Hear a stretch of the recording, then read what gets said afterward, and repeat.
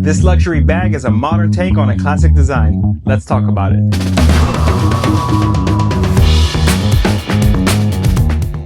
What's up, friends? I'm John and this is UnPack'D, a place where we unpack all the little details about your favorite bags, etc, and travel related gear. And today we're going to do a full walkthrough and review of the Traverse 27 liter from Friedrik. Now, if you're new here, welcome. We're going to do a full product walkthrough showing you all the ins and outs and nooks and crannies of this bag. And along the way, I'm going to share my personal experience because I actually do use and test every piece of gear, every bag that comes across this table. But if you want to get to a section that's more important to you, please utilize the chapters down below if you want to skip ahead. Now, Friedrik has really made a name for themselves in the travel space by offering some of the most premium and luxury travel gear there is. Whether it be their briefcases and duffel bags, to their backpacks and their well-renowned luggage and suitcases, they're definitely going to have an option for the modern, sophisticated traveler. So to kick things off, I'm going to hit you with the tech specs right here up on the screen. Now, at 17.5 inches tall and almost 13 inches across, this is going to be a pretty good sized bag. Now, I don't think that it's super big where you smaller petite people are going to look funny with this bag on you, but do know that coming in at a 27 liter capacity, this is a pretty good sized bag. Now, this bag is available in two material options, the nylon that you see here in front of you and also a nubuck leather. So depending on the material you choose, the price is going to vary. This version here in nylon is $645 and the all leather version is going to be $745. Now, all prices are current at the time of filming, but always check the website for the most updated information. Now, with a premium price, you are going to get a premium product, but to back you up is Friedrik's lifetime warranty. And one additional thing that they offer that not a lot of other companies do is a 100-day trial period where you can use and test the gear to see if it's going to work for you. And if it doesn't, you can easily reach out to their customer service to initiate a refund or an exchange.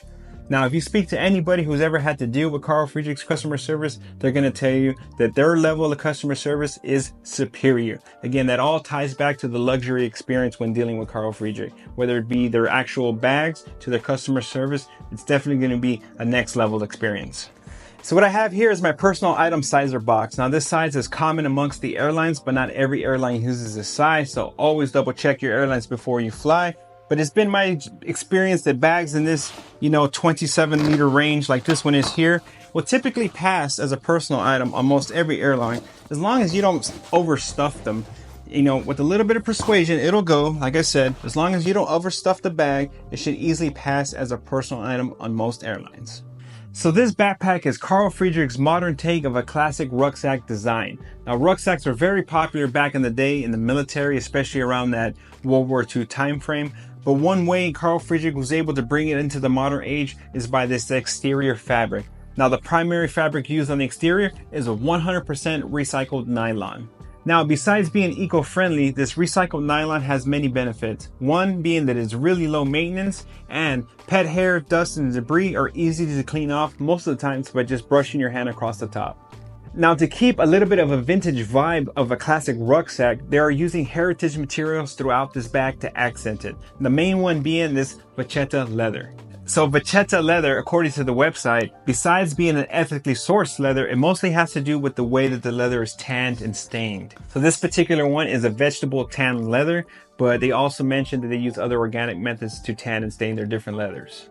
So I'm glad to include that information on the website, because one thing that I've learned in researching materials for this channel is that sometimes there's some pretty nasty chemicals that go into making backpacks, and specifically in tanning leather. Some of those chemicals sometimes contain PFAS, or other known as forever chemicals. So I'm glad to see that those things aren't involved in making these bags, because those forever chemicals are not good for the environment, and they're sure as hell not good for you and your health. In addition to all the beautiful leather accents that you'll see across the bag, you're going to notice this nickel-plated metal hardware. Now, by including this metal hardware here up in the front and some used on the back of the bag, that's going to help tie in that vintage rucksack vibe with this modern technical fabric of this recycled nylon.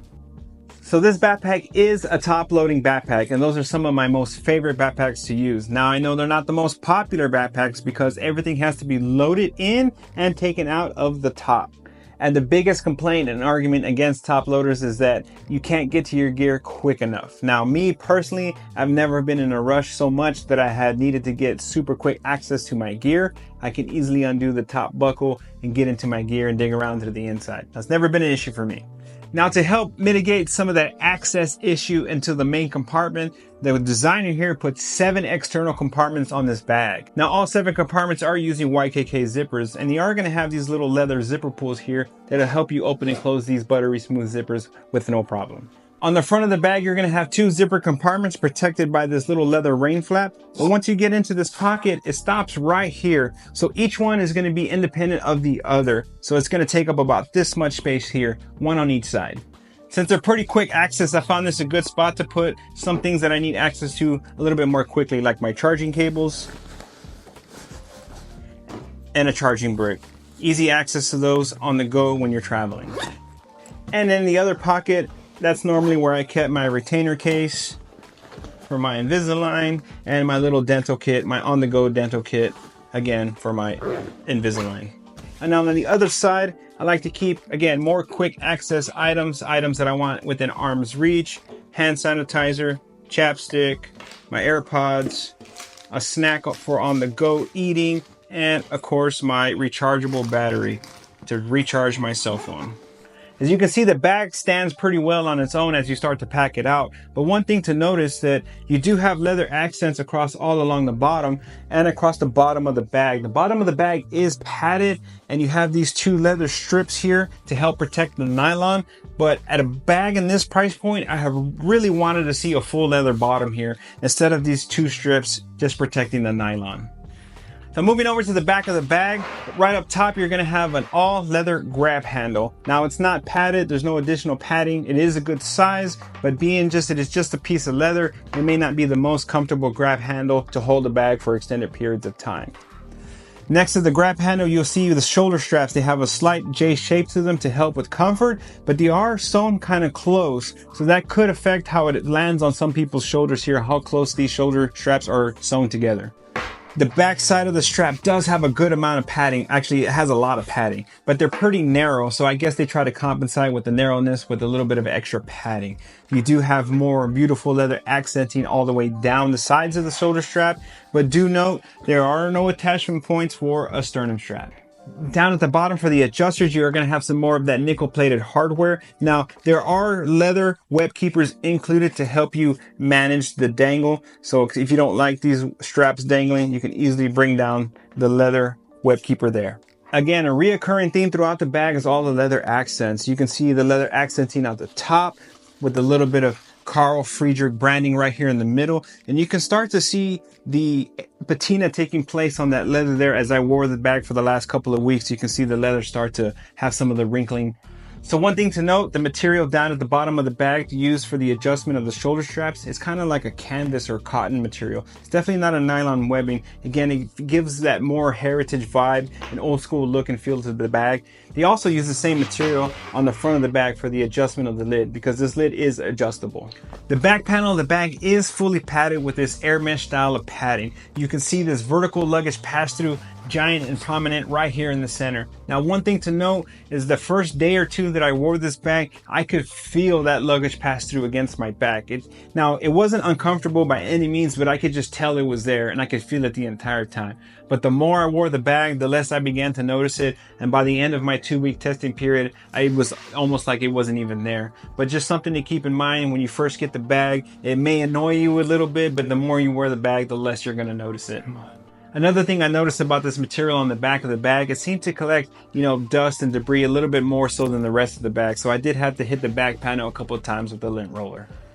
Another cool feature to the back panel is this security pocket that is hidden inside of this luggage pass-through. Now this pocket's a pretty good size. It takes up a good portion of this luggage pass-through.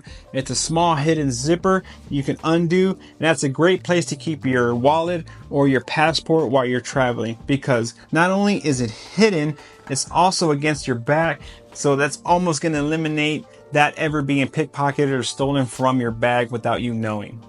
Now overall, while this back panel is nicely padded, there wasn't a ton of ventilation. Now you did have a little bit of spacing because of this luggage pass-through creating a gap between you and the bag. but there are no dedicated air channels. This is just stitching. So something to keep in mind, the airflow might be kind of limited because of the design of the back panel. So there is 3 zipper compartments on the back side of this bag, one being that security pocket inside of the luggage pass-through. The other 2 are right here along the side. This one right here is going to be the side access laptop compartment. Now, according to the website, it can fit up to a 16-inch device. Now, many of you know I don't have a 16-inch device. I have this 16-inch Woodbook Pro. Now, it's the same dimensions as a 16-inch MacBook Pro, but it easily fits into this backpack with no problem. So one thing to note about the laptop compartment, it is not suspended. So please keep in mind, if you load your device in there, it will be resting against the bottom of the bag. So be careful how you're tossing your bag or setting your bag down, because your device will take the brunt of that force. Opposite of the laptop compartment, you have the one internal water bottle pocket. Now this pocket is huge and it can definitely accommodate different styles of bottles and different sizes. What I have here is a 26-ounce Yeti that can easily get swallowed up by that water bottle pocket. And I also have a 32-ounce mirror, again, easily fits on the inside of that internal water bottle pocket. One thing to keep in mind, while I love internal water bottle pockets because it keeps the shape and silhouette of the bag nice and clean, it does eat into the main capacity of the main compartment of this bag. So finally getting into the main compartment of the bag, like I said, it is a top loading bag and it's held together by this like slip buckle here. Easily undo that, open up the top. Now you have no additional pocketing or anything else up at the top. Now you do have a drawstring closer, which is again popular with this style of rucksack top loading bag. There is nothing holding the drawstring together like a clasp, so you can simply just open up the bag to reveal the inside. So looking down into this bag, it reveals this nylon canvas lining. Now I'll be completely honest with you, this canvas lining doesn't feel the most premium, but the other bad thing about this lining is the color they chose to go with. Now with these top loading bags, it can seem like a big black hole when you're looking down in them. I definitely would have chose to go with a lighter color lining to highlight the inside of the bag. Now the inside of this pack does contain more organizational pockets. On the back side you have a tablet sleeve. On the front side you have a large zippered pocket with 2 drop-ins. Now the drop-ins are about the size of a field note, and you can easily store more gear in those large drop-ins. I like that they're larger in size and not little small pin size drop-ins. So easily store more gear in those size. And again, that zipper pocket on the front is a generous size, but it doesn't have its own dedicated volume. So if you stuff that pocket to the max, it's gonna bulge out the front and also eat into the inside capacity. So that could really limit the space on the inside if you do that, especially with the water bottle pocket. So for me, this does feel like a 27-liter bag with all the additional pockets on the front with their own dedicated volume, but the inside packs closer to like a 21-liter bag, more of an EDC style bag. So even though I said that the inside of this bag packed out more like a 21-liter EDC style bag, that is still plenty of space to pack out for a 5-day trip. So what I have here is my Thule packing cubes, the medium and small. I have my toiletry kit, and I also have an additional tech kit. So all this gear can easily fit down in there with the laptop, with the bottle. Still have plenty of room to load up all this gear and my tech kit right on top. Now to get this bag buckled up, all you have to do is pull on your drawstring, flip your lid, and then attach your slip buckle right through there. So this bag is fully packed out, and I can still adjust the lid upward to pack in more gear, but there's one kind of weird thing about this bag. While the lid is adjustable, I don't really think the bag itself is adjustable, and I'm going to show you what I mean here. So what I have here is the M23. It's a very similar style top loading bag. Now when I undo my buckles to this bag and open the lid, I do have that same drawstring closure, but you see all this excess material at the top? The Robic material stops here, and at the top I have this excess material. Now that's to allow me to pack the bag all the way up to here. It's expandable. The lid is expandable. But if I don't need that expansion, with the drawstring I can pull all that material close, tuck it down, flip the lid over, and reattach as so without needing the expansion. But I have the room to expand. Now on this pack here, even though it's laid out the same way, if you look at the top of this bag, That drawstring material, I only have about an inch or so, maybe not even a full inch, but that doesn't allow for lots of expandability. Now, if they would have added about 3 or 4 more inches of this flexible material at the top and this drawstring to cinch it all down, that would have truly have made the bag expandable. But so I believe that this expanding feature of the lid is really just for aesthetics, just for looks, because while the lid is expandable, the bag really isn't. Now, even though the bag isn't truly expandable, I don't think that's a bad thing. Because of these narrow shoulder straps and the thinness of the straps, I don't really think that this harness system could support the additional weight of more gear if you were to truly expand this bag. Now, I have here the fully loaded Traverse 27 liter. I'll make my adjustment. Now, you don't have a sternum strap like we mentioned. You do have these leather strap keepers here on the side. If you don't like the dangle, you can easily move those. I like to make micro adjustments, and to me, those little things get in the way, but you have the strap management there. So for reference, I am 5'10", and this is the Traverse 27 liter fully loaded and how it looks like on me. Now, even with this 5-day travel setup that I got loaded, the bag still feels pretty comfortable despite the size of the straps and the narrowness of the straps. But just keep in mind, this style of bag is truly meant to get you from your accommodation to the airport, back home, short treks. You're not going to one-back travel with this backpack. You're not going to backpack through Europe with this backpack. So I do believe that the harness is suitable for what it is. Now, I've tested this bag over the course of the last couple of weeks, carrying it daily, including to work. And one thing that I really liked about this bag is its overall aesthetic. I love this classic rucksack look, and I love how Friedrik tried to bring it in the modern age with this nylon material. Now, I do believe the extra $100 is really worth it to get the full leather version, because I do think that that version looks a lot better. But if you want a low maintenance material, you can't go wrong with the nylon. But I did enjoy the overall look of the bag. I really enjoy top loading bags. I like interacting with the bag, having to undo the buckle, having to undo the drawstring. I like that tactile, almost like fidgety experience of dealing with the bag. The way the designer incorporated some of these heritage materials into this modern sleek look, I felt that this bag was very professional looking. I carried this into the office daily. I had it sitting on my desk. So if you're travel for work or you have to carry this into the office, I think that this is going to be a great choice for you.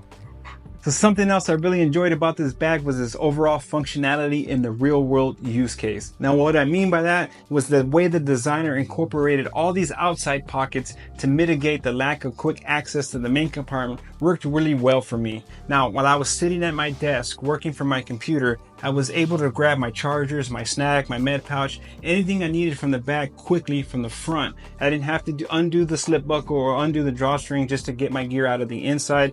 So I think that was a really smart choice in design and making this bag super functional for those who are not truly sold on the top loading experience. But having the best of both worlds, quick access to my gear, and that top loading bag that I truly love, it was a great bag in real world use.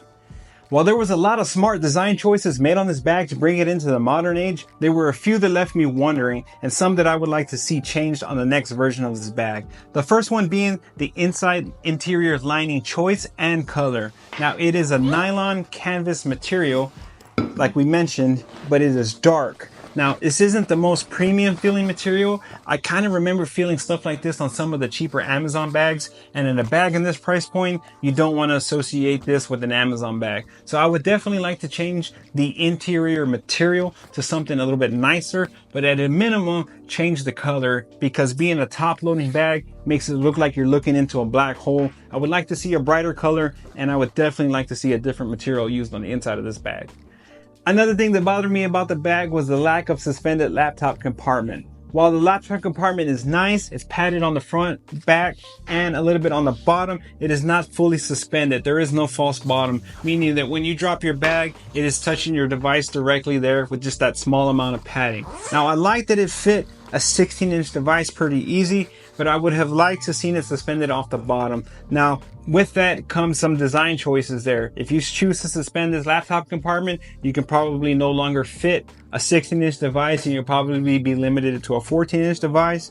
So again, I'm not a backpack designer, so just in theory, that sounds like a pretty big change, but just something to keep in mind. It is not suspended, so you got to be careful on how you toss this bag around, because your device could end up paying the price.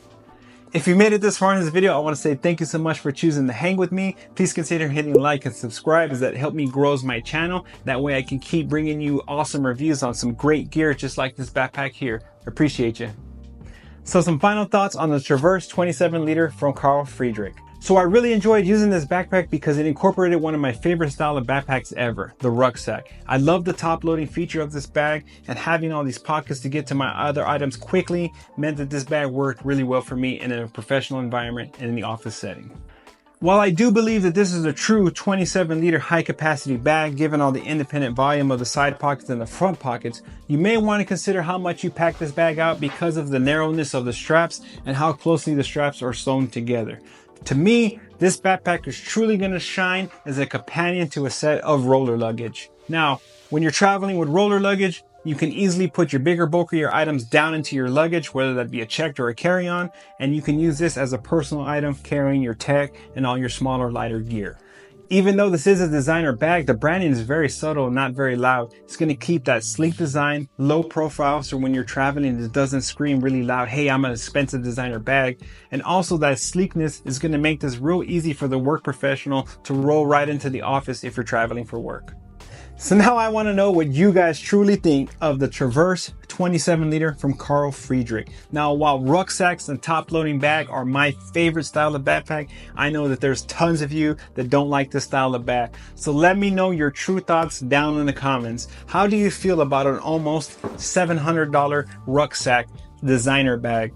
I really enjoyed the look of it. I really enjoyed the functionality of it, but I want to know what you think. Now, if you have a question about this bag, or if I failed to mention or show you something and you want to know, ask me a question in the comment down below. I respond to every comment. So again, thank you for checking out the review, and let me know your true thoughts down below. But I cannot wait to see you on my next review.